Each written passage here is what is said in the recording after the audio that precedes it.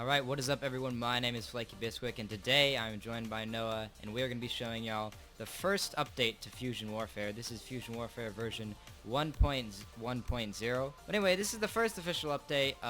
It has been about 2 weeks since the release. This update is mainly going to feature things such as bug fixes and minor new features.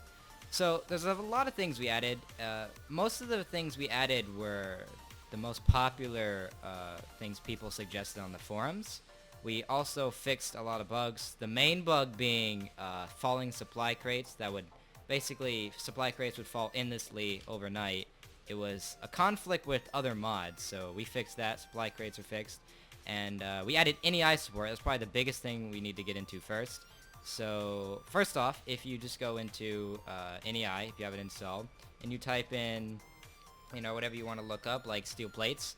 Now you can just hit R on the steel plates and it'll show you how it's made in the infusion table, how much energy it takes, the progress time, and cool stuff like that. You can then hit like uses on the steel plate and see what it's all made for. Fusion Warfare now has full NEI support, but if you look into the infusion table, there still is that question mark, so you can also view the recipes from the infusion table. But full NEI support now, so I highly recommend you download that. Talking about support, many people asked us, is this mod compatible with RF? Myself, Noah, and the other developer, Kraito, we all looked into it, and we tried for a long time to make this mod compatible with RF energy in multiple different ways, and it came down to the conclusion that it's just, we can't do it.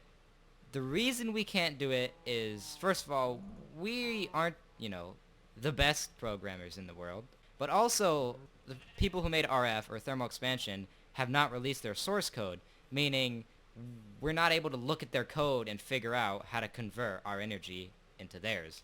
I'm not saying they have to release their source code for it to be possible. It's just it would have made it a bit more helpful. It would have made it easier for us to do that. So we have released our source code with this update. There will be a link in the description to go view that. So anyone who knows how to add RF support or RF compatibility is able to do so. The source code is out. Our source code is public. You can go look at it and all that stuff. But basically, we have decided that we are not going to be adding RF support. It was just too difficult. We could not do it. I'm sorry. We hope to expand on this mod and make it so that it doesn't necessarily need another energy mod. We're trying to make its energy form stronger so that it can be independent, because it is in the description. Fusion Warfare is an independent mod. Another thing we did is we added FE, which is the newly named energy. It used to be called energy, now it's called FE, which is fusion energy. A few people suggested we name it this, but the one person in specific who I remember, it was someone by the name of Proxy. He also helped us a lot by reporting bugs, so thanks to him for giving us a suggestion to name the energy. Alright, so we went over the NEI support, the lack of RF support. We have now named the energy. Another thing is, and one of the minor things, is we have retextured Azurite. So Azurite now has a better texture, as the old one was alright. It was alright. One of the biggest things we did in this update, though, was adding two things: Scuba gear, and we completely redid the team system.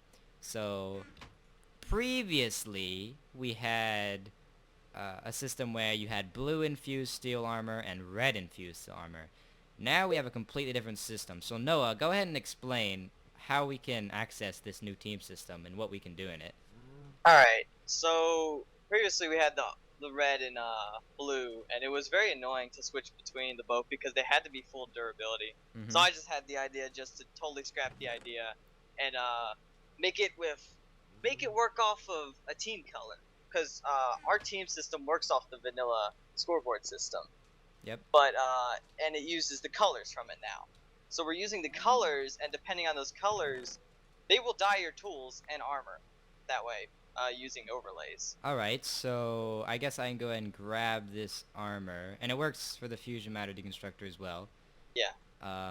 So now I'm just going to go into the old team format, and looks like there's already a test team that's been made. I think that was a previous team. So Noah, you go ahead and make a team for you. I'll make a team for myself. I'll just add myself to a new team. Let's call it a best team. What? Yep. And Scroll down to it. Let's see. Alright. Add Flaky Bisquick. And now there's a color option. So I'm selected best team, and I can now change the color. So let's say I want my color to be, I don't know, just red. So there we go. I'll hit that, and now you can see all the things in my inventory, the armor, the tools, and the fusion matter deconstructor have now changed to red.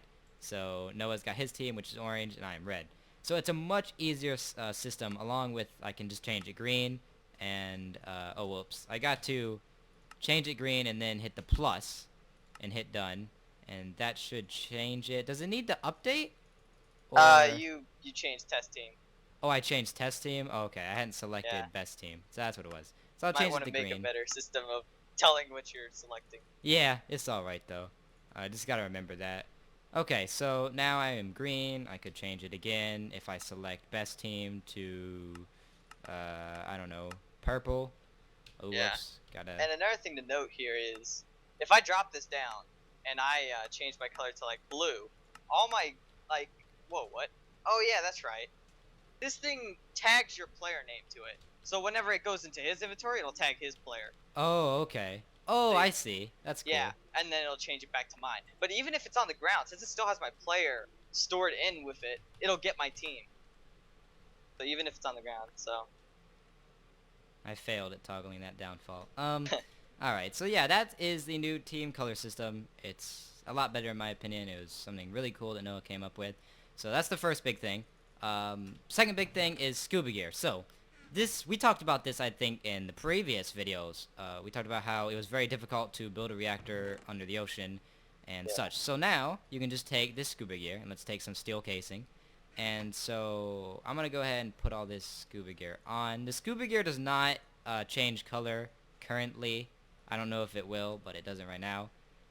Then let me go charge up this fusion matter deconstructor real quick. Let's get a bit of energy in it. Alright. And let me go ahead and get a wrench. And you're going to need a wrench, right? Because the wrench can easily break steel casing. Because if we were to mine this underwater, it would take way too long. And then we're going to go ahead and go into game mode S. And go ahead, jump in, Noah. Show them what the scuba gear does. Let me get in game mode S. Alright. It's a pretty cool system. Alright. So as you can see, it basically looks like Noah is in creative mode, flying out through the water. He can also go down under the water and go just as fast.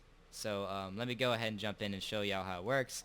So basically, you go much faster when you're in the ocean. All you have to do is just look to go in a different direction. You hold shift, you'll go down. You can go backwards, to the side. Basically, you can just move a lot faster now. If you do use the sprint key, which mine is control, you'll go even more faster, and you have infinite night vision and infinite water breathing if you have all 4 armor pieces on. If I were to take off the helmet, it would go away. Put it back on, it comes back. So now I can go and I can build everything much easier than I could before. And like I said, if I misplace something, I can just go and wrench it up by shift clicking. So it's definitely a better system and encourages people to actually build the underwater reactors, as I know they're very different from everything else. So we just went over that. Another thing is, it's a minor thing that's actually been in the game for a while, but I don't know if you knew this. You can go and take that, Noah. I'll go into game mode C. And you can now fish for something in the game called fusion fish. It's an alternative food because when we all did the beta test, we were starving like all the time, and now you can just go in and fish for something called a fusion fish, which when cooked, it will restore, I think, something near like 5 hunger bars or something. There you go, Noah caught one. Alright, so Noah, toss that to me. So this is the fusion fish Noah just caught. It is actually, you're more likely to catch this than normal fish, is that correct? Yeah, it is more common. Yeah, it's definitely very common. And then if you just cook this in like an electric furnace, let me just go ahead and get one. I can go and show y'all. And get some cable. Hook it up. If you didn't know, there is a such thing in the game called creative batteries. It's a very easy way, if you're ever doing spotlights, to set up energy. Go ahead and put the fusion fish in. It'll go ahead and start working. And then now it is the cooked fusion fish. We don't have a name for this yet, but that will be fixed when we release it. So remember, this is the newest version of Fusion Warfare, so when you go to download this mod, just make sure to download the newest one, which is the one on top. Also, we wanted to thank everyone for all the support. The mod's been doing really well. How many downloads is it around, Noah? It's around 2,400. Yeah, it's like 2,400 downloads in like the first 2 weeks. That's really good. We also want to thank our supporters who help us with bug reports. Anyone who sends in bug reports is very helpful. Also, we want a big shout out to our first patron, or Patreon. Basically, we have a system set up called Patreon. It's just a completely optional thing for anyone who wants to donate. You get like minor benefits if you donate, but it's not anything we really want to pressure on anyone. It's just if you want to, it's there. It's a way to support us, because things like AdFly and stuff like that don't really make much at all. So a big thank you to Campbell, our first Patreon supporter. It's really, really nice to know that there are people out there who actually, you know, love the mod you create and are willing to support you throughout the many months that you update it. So yeah, that's there. If you want to go support us, you don't have to, but it's there. We also have a Twitter where we'll be trying to post updates and stuff.